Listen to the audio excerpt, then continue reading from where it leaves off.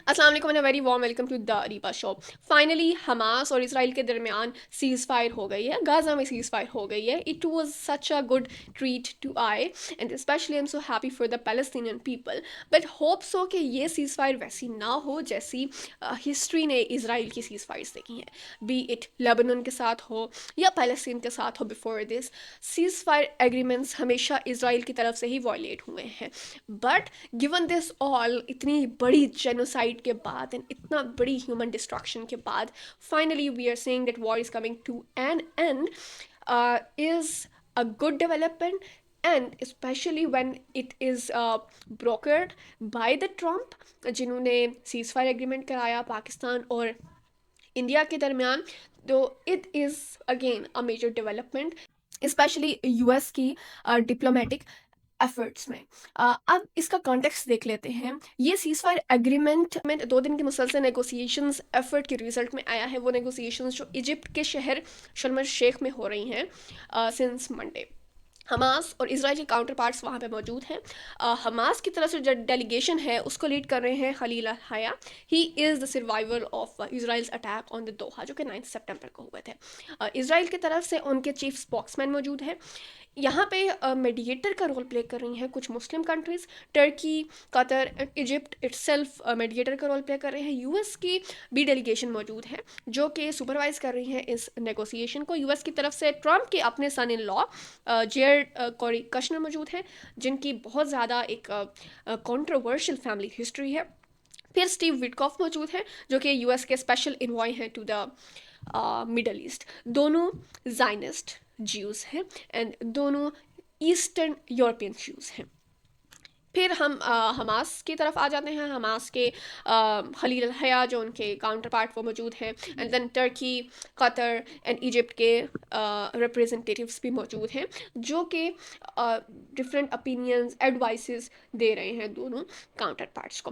Finally आज ये seize fire agreement broke हुआ है, लेकिन लेट्स सी कि ये कहाँ पे जाता है, किस डायरेक्शन में जाता है। 2 दिन के नेगोशिएशंस को अगर हम रीड करें हमास और इसराइल के दरमियान, तो उसमें Hamas was not blindly following and saying yes to the Trump's 20 points peace plan. वो कुछ चीज़ों पे एम्फेसाइज कर रहे हैं, वो कुछ चेंजिंग्स चाहते हैं according to the wills and wishes of Palestinian people, क्योंकि ये एग्रीमेंट ये पीस पैलेस्टीनियन पीपल का है एंड ऑफ कोर्स उनके जो पॉइंट्स हैं वो इसमें हम डिनाई नहीं कर सकते या शेडो नहीं कर सकते।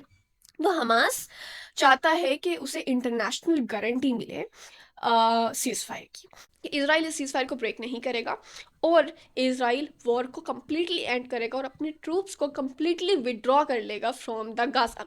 सेकेंड जो हमास ने पॉइंट एम्फेसाइज किया वो ये है कि लास्ट इसराइली हॉस्टेज तब रिलीज होगा जब इसराइल की कंप्लीट फोर्सेस विड्रॉ कर चुकी होंगी गाजा से। तीसरा पॉइंट हमास ने रेज किया कि वो रिकंस्ट्रक्शन चाहते हैं गाजा की, लेकिन under the supervision of Palestinian national body, यानी कि जो बोर्ड ऑफ पीस अनाउंस किया है ट्रम्प ने अपने 20 पॉइंट्स पीस प्लान में, उसमें वो पैलेस्टीनियन नेशनल बॉडी की इन्वॉल्वमेंट चाहते हैं एंड उसका रेशो इंटरनेशनल इन्वॉल्वमेंट से ज़्यादा चाहते हैं। इनडायरेक्टली उन्होंने चेंजिंग्स डिमांड की हैं उस बोर्ड ऑफ पीस में। वो बोर्ड ऑफ पीस जो कि ट्रम्प ने अपने 20 पॉइंट्स पीस प्लान में अनाउंस किया था, और उसमें उन्होंने कहा था कि technocrats will rule interim transitional governance body, जो कि बोर्ड ऑफ पीस होगा गाजा में।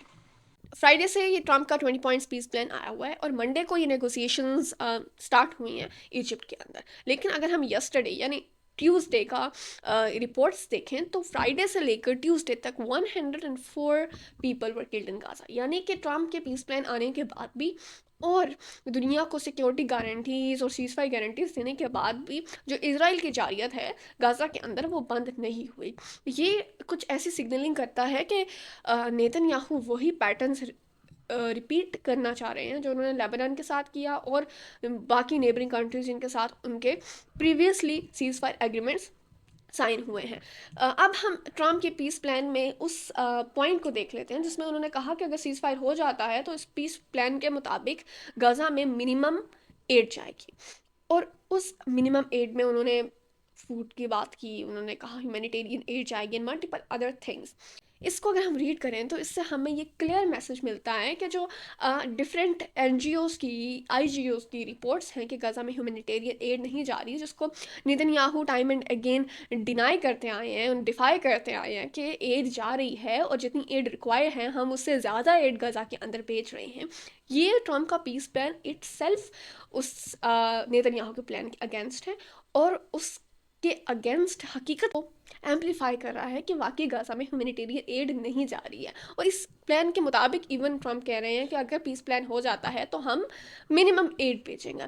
ये Geneva convention 1949 and even Rome statute of international criminal court के आर्टिकल 8(2) और आर्टिकल 54 ऑफ जिनेवा कन्वेंशन 1949 के अगेंस्ट है, जिसमें ये क्लियर वर्ड्स में कहा गया है कि no matter what kind of war is, आप हंगर को, स्टारवेशन को, इनोसेंट लाइव्स को, फूड को वेपन ऑफ वॉर के तौर पे यूज़ नहीं कर सकते। लेकिन इस पीस प्लान में itself once again, and this time not from the Netanyahu but from the Trump, इसको as a weapon of compulsion and force use किया गया है कि पीस प्लान होता है, उसके बाद हम एड देंगे, ह्यूमैनिटेरियन एड देंगे, लेकिन इन मिनिमम अमाउंट्स।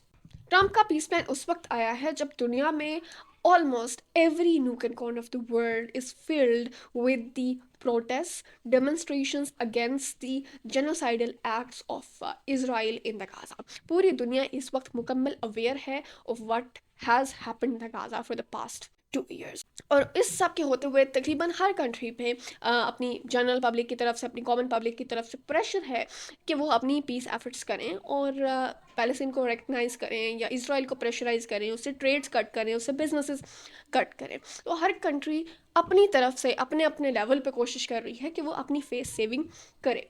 पाकिस्तान ने भी इसमें अपनी डिप्लोमेटिक एफर्ट्स दिखाई ताकि अपनी आवाम को भरोसे में, एतमाद में लिया जा सके। इसी तरह के फेस सेविंग एफर्ट्स कुछ हम अमेरिका में भी देख रहे हैं। Though there is no second opinion कि America is standing side by side with the Israel, it has been standing on its back. America के टैक्स पेयर्स के पैसे में से ही पिछले 2 साल की वॉर फंड हुई है।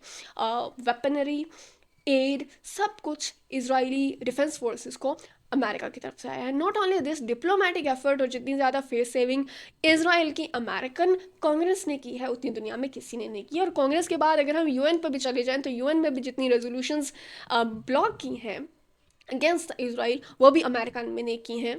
तो ग्लोबल फ्लोटेला जैसे इंटरनेशनल डेवलपमेंट्स के बाद नाउ इट्स द टाइम कि अमेरिकन कांग्रेस के लिए it is no more easy कि वो इसराइल को सपोर्ट करते रहें और अपनी अवाम का ब्रेन वॉश करना या मज़ीद उनके नैरेटिव बिल्डिंग अब यूएस गवर्नमेंट के कंट्रोल में नहीं है।